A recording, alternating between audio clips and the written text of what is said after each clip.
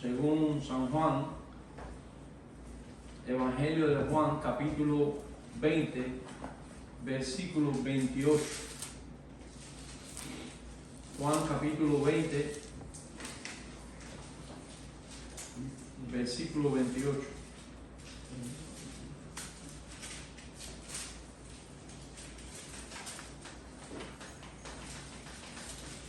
Dice la palabra de nuestro Dios.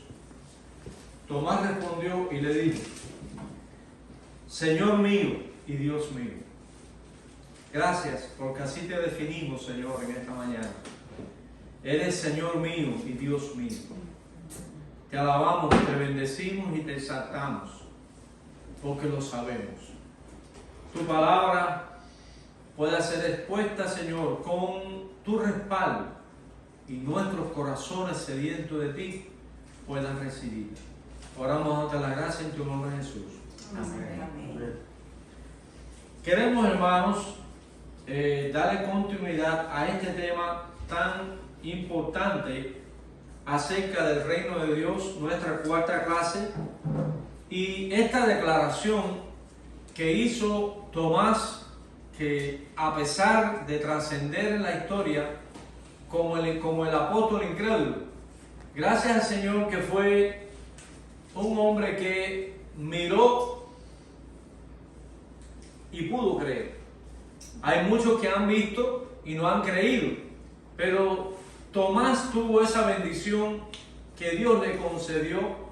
Vivimos en un mundo incrédulo, al que todos los días nosotros como cristianos predicamos sobre Cristo, sobre el Evangelio, y muy pocos están escuchando este llamado del Señor. Mira mis manos, mira mi costado.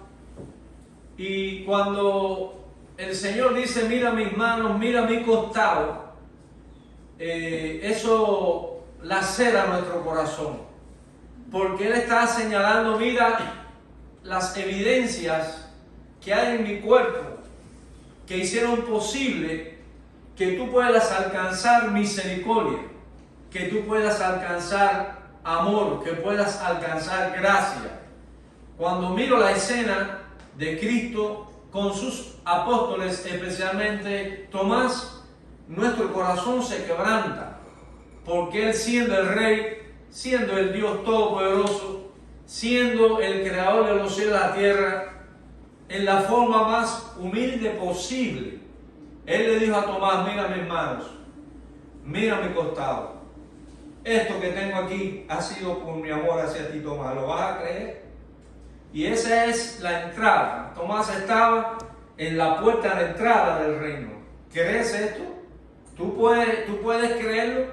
Entonces Tomás entendió realmente el asombroso hecho de la muerte de Cristo en la cruz y la confirmación de su resurrección a través de sus evidencias en sus manos y en su costado. Por eso Él exclamó con gran voz: Rey mío, Señor mío, Salvador mío. Que esa sea la respuesta al clamor de nuestra alma, para encontrar ese beneficio excelso y eterno que Jesucristo vino a concedernos. ¿Cuánto en esta mañana podemos decir como Tomás: Señor mío y Dios mío?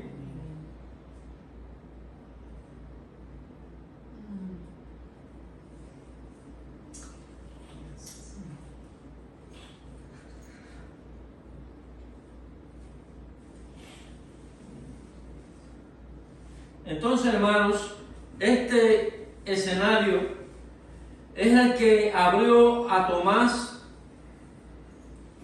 la oportunidad para formar parte de ese reino. Quien no hace esta declaración no está en el reino.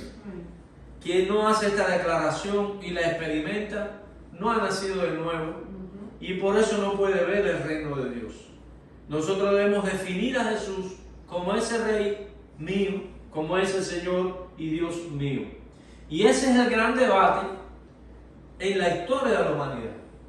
A partir de la cruz, a partir de la resurrección, comienza una nueva era, comienza una nueva etapa que puede ser gloriosa para todos aquellos que, como Tomás, abren su corazón, despejan en su capacidad racional cualquier duda que pueda poner en riesgo lo que es Cristo, la realidad de lo que es Él y nuestra responsabilidad ante esa demostración y nuestra responsabilidad ante esa revelación que Dios está haciendo por nosotros o delante de nosotros.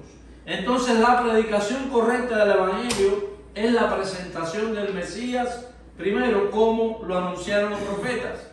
Segundo, debemos anunciarlo como el Dios de la gloria y debemos anunciarlo como el soberano de los cielos y de la tierra.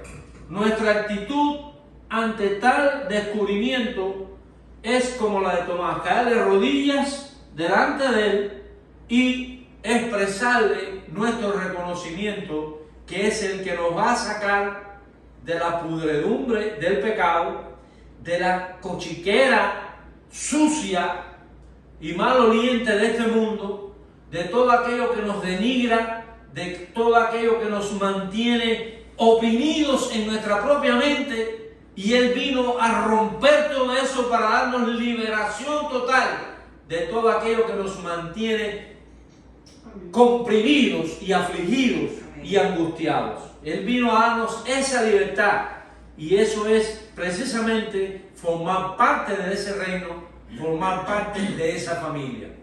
Por eso enfatizamos, el reino de Dios comienza en el momento que yo hago esta declaración de que Jesús es mi Rey, de que Jesús es mi soberano. Y esa es la manifestación más gratificante que el alma pueda tener, saber que soy familia, que soy hijo de Dios. Y si tú has hecho declaración, esa declaración, tú eres mi hermano, somos hermanos, porque nos une la sangre del Cordero. Amén. Lamentablemente, no muchos vieron así a Cristo. Por eso es que dijo a los primeros discípulos, allí en Lucas capítulo 12, versículo 32, es un texto muy medular que expresa con diáfana claridad lo que Él quiso poner allí delante de sus fieles apóstoles. Lucas capítulo 12, versículo 32, es un verso muy pequeño, pero es como una célula cargada de información, cargada de vida, cargada de orientación. Dice: no temáis, manada pequeña, porque al Padre os ha placido daros ¿qué cosa? El reino. O sea que no es que al Padre le ha placido que le va a dar el reino como una expresión futura de una realidad por alcanzar. No, ustedes son esa manada pequeña, son esos pocos, aunque el Evangelio ha sido dado y la obra de Cristo en la cruz ha sido ofrecida para toda la humanidad, es solo para aquellos que lo quieren recibir, y son pocos realmente los que han querido hacerlo. Pero para esos pocos, a lo que Él le llama manada pequeña, dice, le place, siente gozo, siente satisfacción, siente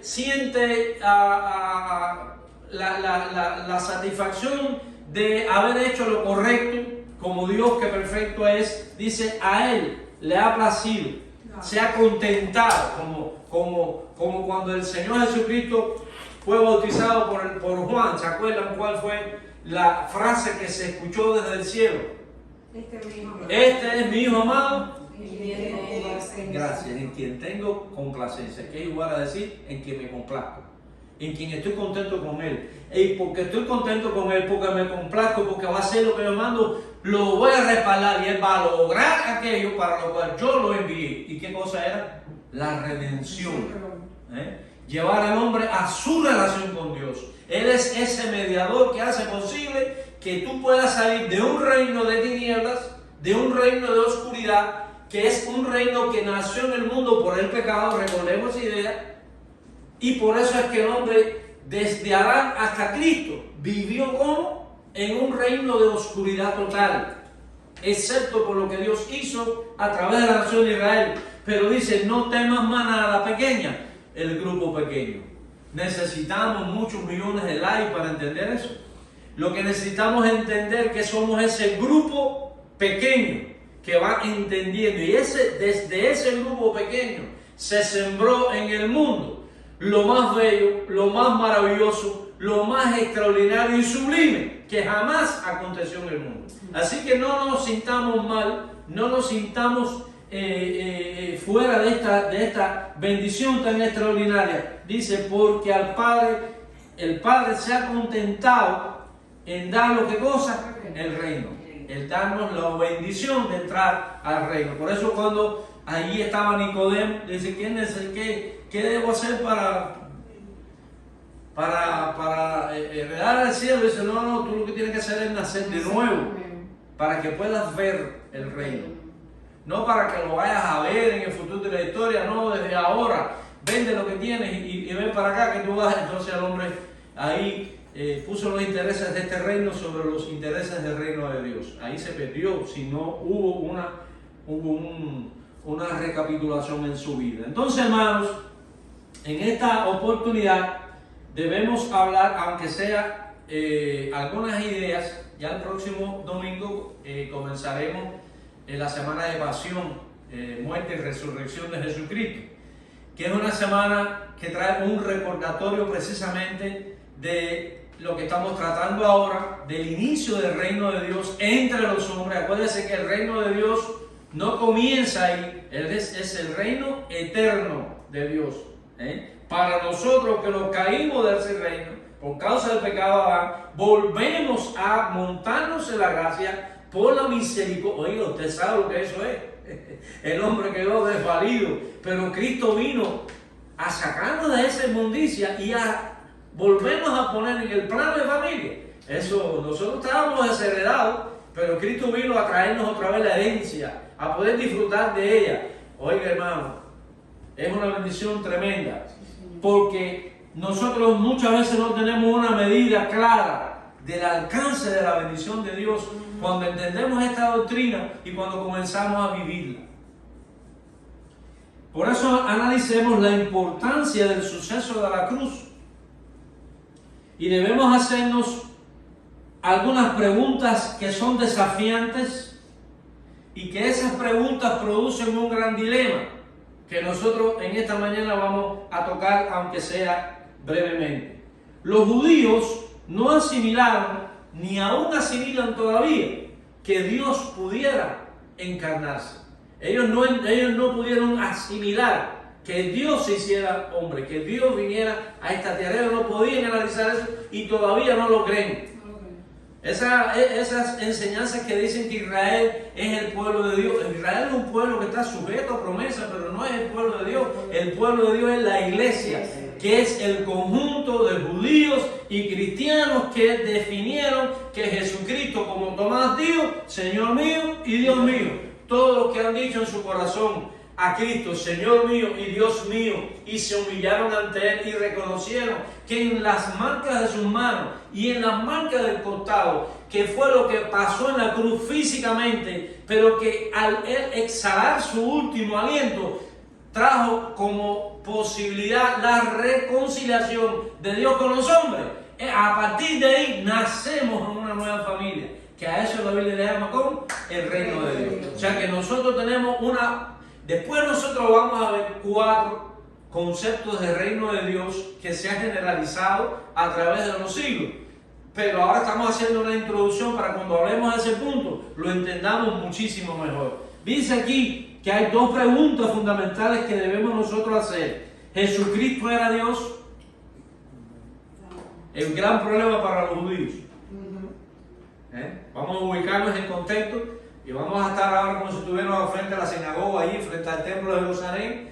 Él expresándose ante los judíos. Hubo una etapa en la que él no hablaba claramente y no decía nada, pero hubo un momento de decir, sí, yo soy de arriba, ustedes son de abajo. Yo comenzó a decirle que mi padre y yo, comenzó a hablar del cielo, y ahí los judíos empezaron a coger piedra para matarlo. Cuando él decía, Padre, yo te pido que tú multipliques estos panes, estas piedras, estos panes y estos peces, y los multiplicó. Los judíos estaban contentos con eso. Señor, vamos a sanar, Padre, yo te pido por Lázaro, sacarlo de la tumba, salió. Todos los judíos estaban contentos, pero cuando él dijo, yo y mi Padre no somos, Ahí se enredó la pita, porque los judíos no se tragaban esa. Y si los judíos que no vieron a Jesús como Dios en aquella oportunidad, no lo van a ver en la historia hasta que ellos no se sujeten a esa verdad. Así que ellos son un pueblo que está sujeto a promesa, pero no son el pueblo de Dios. Ellos perdieron ese estatus cuando crucificaron a Cristo y lo rechazaron. De los judíos que lo recibieron, sí. Dice, a los suyos vino, más a los suyos vino, quiere decir, a eso, a establecer el reino, pero los suyos no lo recibieron. Pero hace una cláusula. Más a los que le recibieron, dentro de ellos los judíos, y los que no eran judíos, Dios lo potestad de decir que he hecho que. Hijo de Dios. Le podemos decir amén, amén tremendo, ¿verdad? Porque en el amor de Dios está expresado a través de la cruz su gracia a favor de los judíos primeramente y también de nosotros, los gentiles. ¿Entiendes? Estamos dentro del saco de los griegos, pero nosotros de griegos no tenemos mucho. Entonces, esa era la primera pregunta. ¿Jesucristo era Dios? Esta pregunta era de gran relevancia para los judíos. La otra pregunta era, ¿era Jesucristo rey? Es el otro problema, porque si nosotros decimos que Él estableció el reino, ¿quién es el rey de ese reino? Entonces, este era un problema grande, de gran relevancia para los romanos. Porque acuérdense que Israel era como una provincia romana, ¿verdad? Que tenían ahí un procurador ya, que fue el primer piloto que existió, así decía un predicador allá. El primer piloto que existió fue Pilato. Confundía piloto con Pilato, ¿no? Entonces, el gran problema que tiene que ver con Jesús es precisamente en estas dos preguntas. Para los judíos, si Él era Dios. Los judíos veían a Dios en el Sinaí y en el cielo. No es posible que Cristo sea Dios. Ellos no pudieron entender eso. Y para los romanos, otro rey nos hacen que chapearle a la cabeza, porque aquí el único rey quien es César. O sea que Jesucristo tuvo que enfrentarse a un problema muy serio.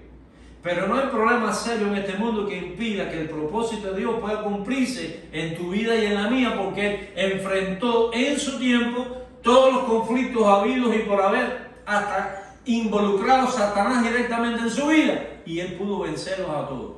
Apártate de mí, Satanás. Tuvo la autoridad. Por eso Satanás, Cristo le dijo a través de Pablo a la iglesia, someteos a Dios, resistir al diablo. Y no dice que Él se va como un diplomático, huirá, porque el diablo le tiene miedo a Dios.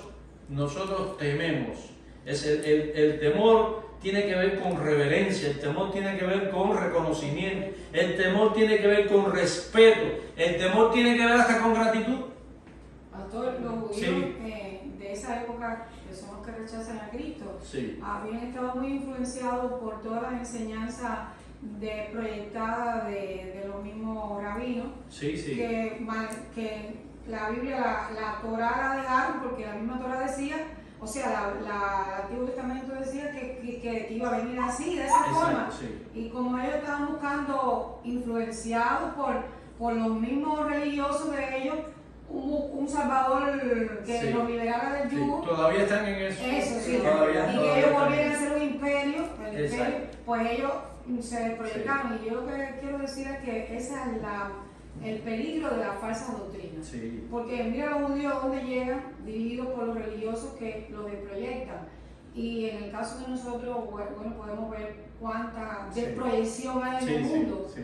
Porque la persona no mira lo que dice ahí y se deja guiar por el Espíritu Santo, porque el Espíritu Santo guía. Ellos tuvieron mil ejemplos de que Cristo, ellos vieron con sus ojos lo que la Biblia decía que Cristo iba a hacer. Pero es el gran problema de los judíos, que ellos tuvieron a los profetas, anunciaron que quien venía era Dios. Si tú lees Isaías 35, dice, y Jehová mismo vendrá y os salvará.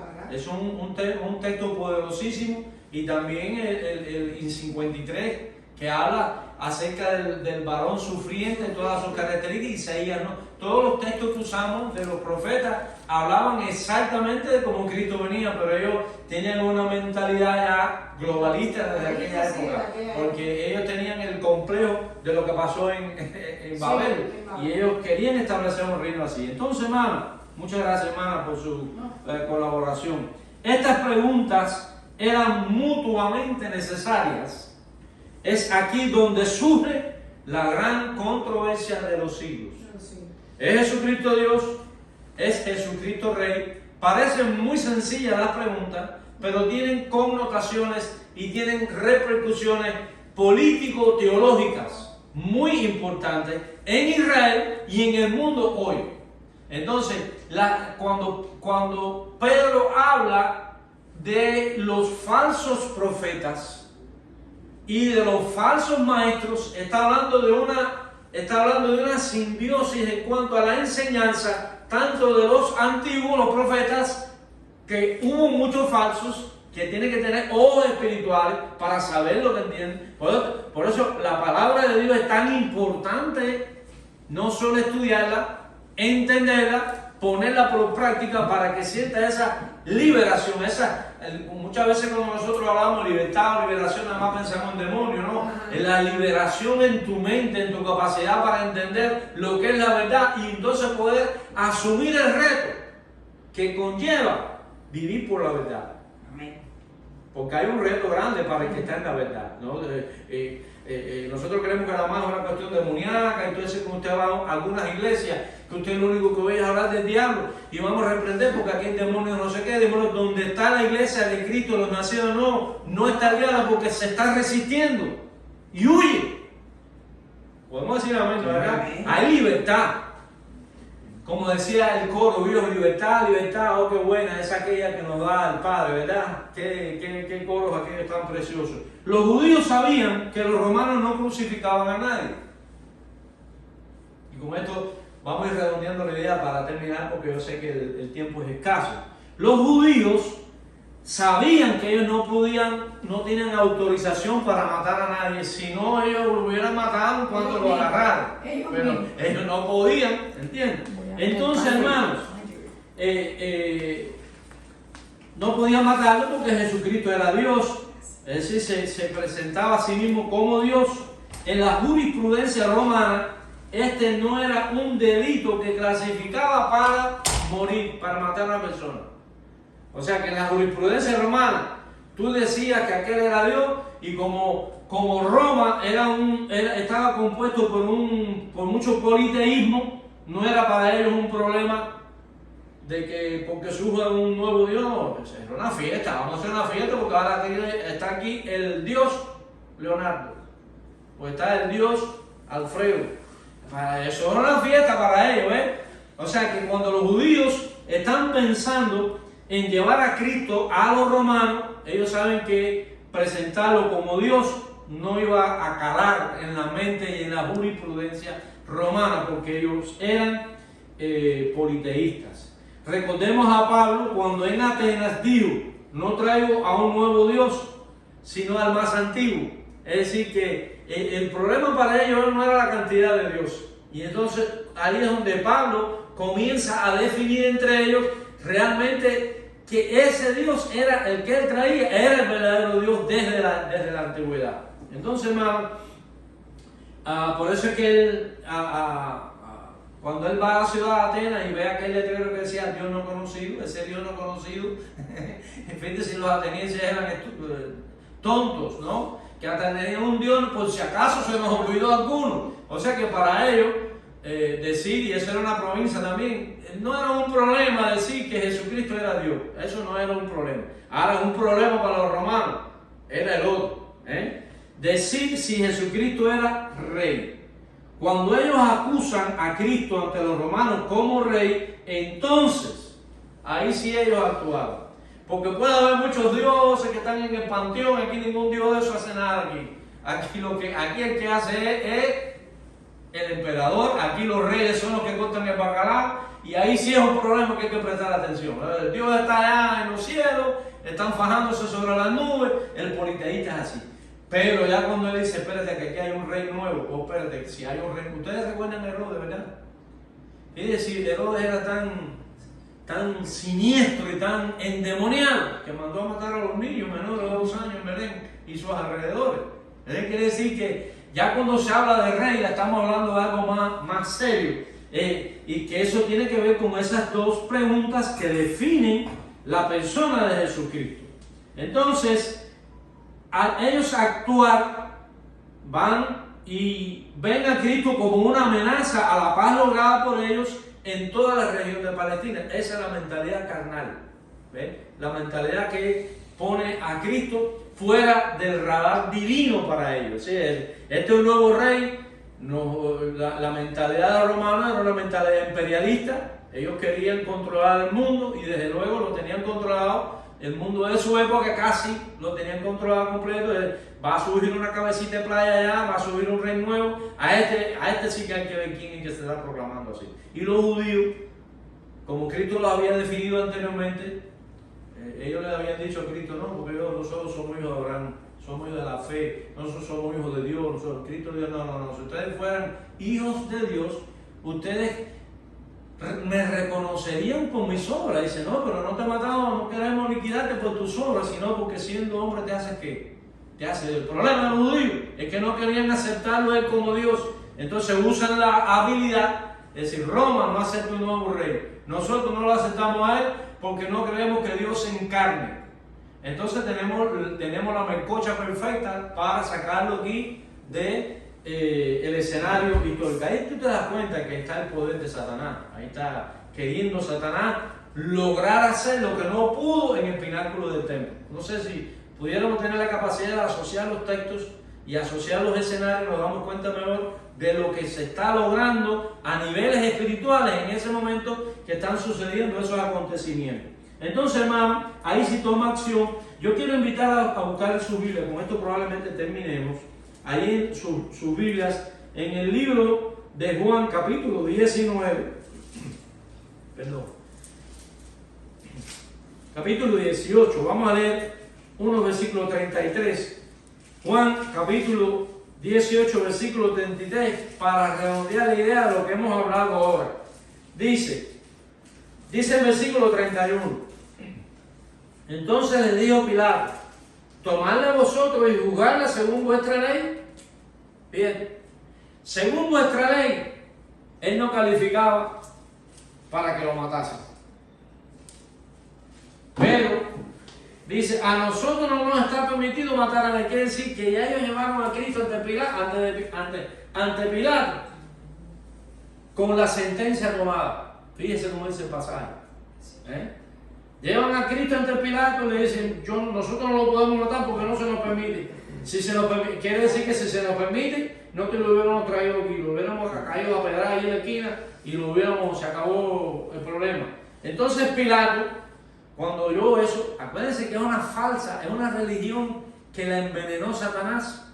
Fíjense que ellos no entran al pretorio, que era como un edificio donde la gente venía al frente, era el lugar donde se venían todos los chismes del pueblo y venían ahí a crear los problemas judiciales, ¿no? A corregir los problemas. Dice que ellos no habían entrado porque no querían contaminarse y no querían perderse la comida del día de reposo, de la comida de la Pascua, porque es justamente en la fiesta de la Pascua donde iba a haber el problema. Eso es parte del cumplimiento de la profecía. Y dice, entonces Pilato volvió a entrar al pretorio, a donde estaba su equipo de legal, vamos a ponerle así, y llamó a Jesús y le dijo, miren ustedes qué interesante la primera pregunta que hace Pilato. Ellos no le dieron a los judíos, lo vamos a matar porque se está haciendo el rey. El Pilato mismo tenía la preocupación, porque es un Dios, júguenlo ustedes. Pero Pilato le dice, ¿eres tú el rey de los judíos? Miren con qué claridad está el pasaje poniendo de manifiesto o resaltando la idea que estamos trayendo. De esas dos preguntas fundamentales en las que está establecida la gran controversia de la historia referente a Cristo. La gente ve a Cristo de muchas maneras, pero nosotros lo vemos a Él como Rey y como Dios. Y esa es nuestra declaración, como la de Tomás. Señor mío, Rey mío. Y para ser rey tenía que ser Dios, porque ambos en Él son equivalentes. No sé si están entendiendo la idea. Él es rey porque es Dios. Y porque es Dios es rey. No hay duda en eso, ¿verdad? Es bueno que entendamos. Entonces dice, si algún hermano quiere hacer alguna observación o preguntar, no se preocupe. Dice, Jesús respondió, ¿tú dices esto por ti mismo o te han dicho otros de mí? Los chismosos esos que hay afuera te trajeron el chisme. O tú lo dedujiste porque viste en mí algo que no has visto en ninguno de esos sinvergüenza. Está bueno eso. Está interesante lo que está sucediendo en ese momento. O sea que eso es una pregunta que Pablo pone a Pilato como hombre inteligente, arriba un sin caliente. O bailas tú por tu voluntad o te están dando candela abajo los pies para que des brinco, porque no estaba, Bonaja no baila, da brinco por la candela. Entonces dice, ¿dices tú esto por ti mismo o te lo han dicho otros de mí? Es decir, es una conclusión que tú has sacado o te han venido a decir, Cristo es, le van a venir con puesto a Cristo. Entonces Pilato le respondió, ¿soy yo acaso judío?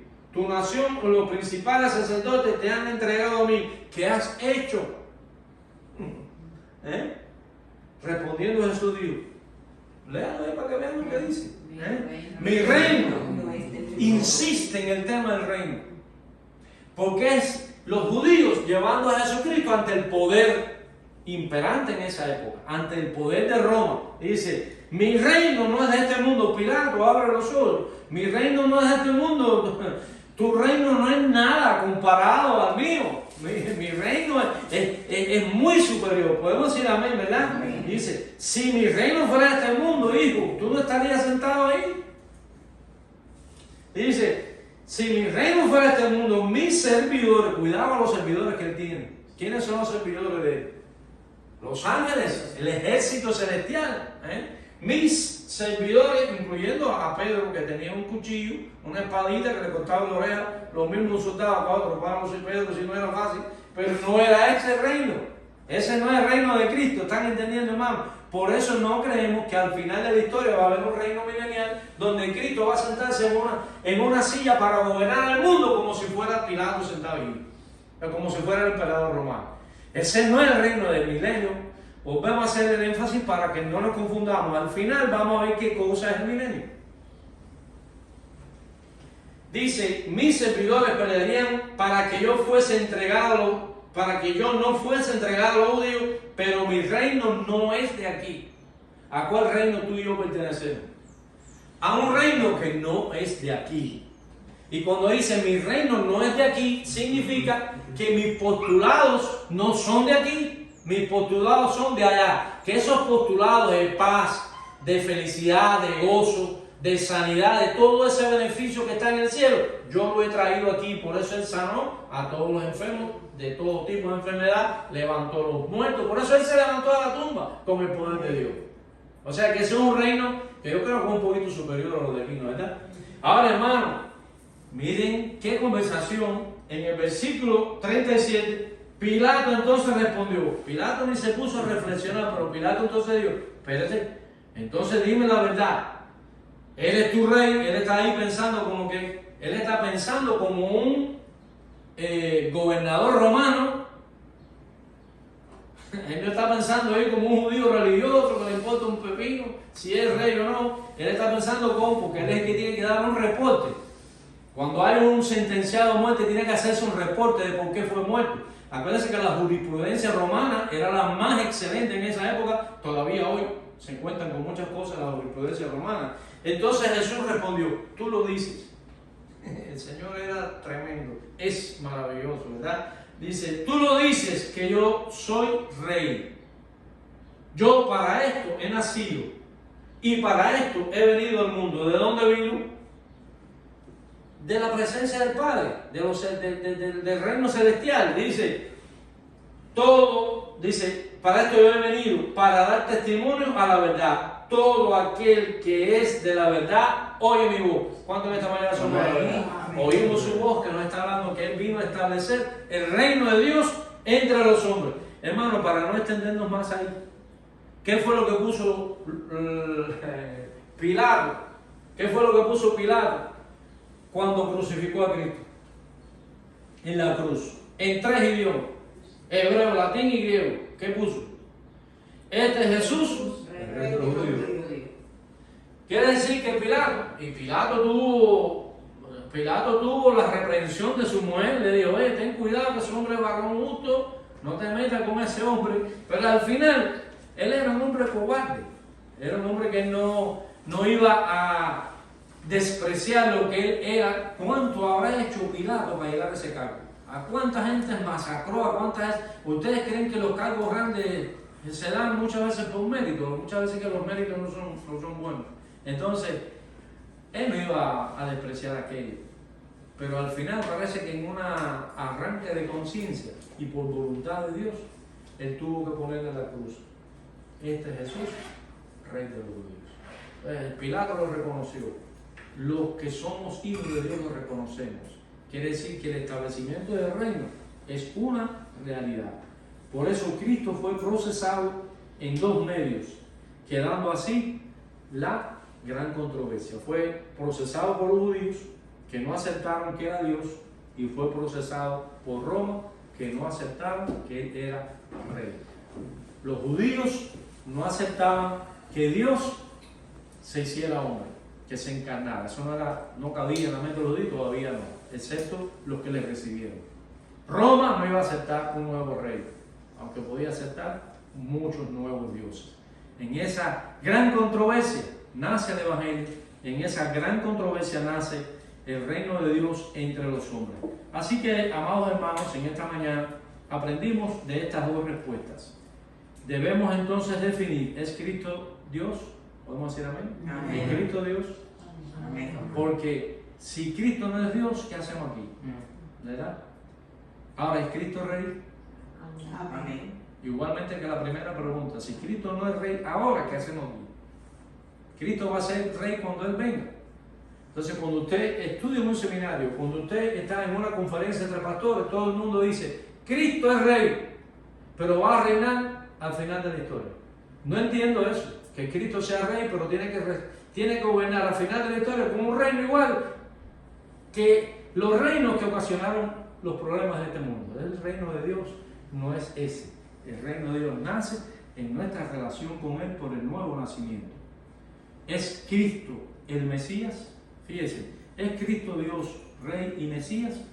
¿Podemos decir amén? Amén. Entonces Jesucristo sabía de esa controversia, por eso dijo a sus seguidores, ustedes son mis testigos. Hermano, ¿cuántas veces hemos leído ese pasaje quizás? Cuando Cristo dice, vosotros sois mis testigos. Dura tarea le tocó a los apóstoles.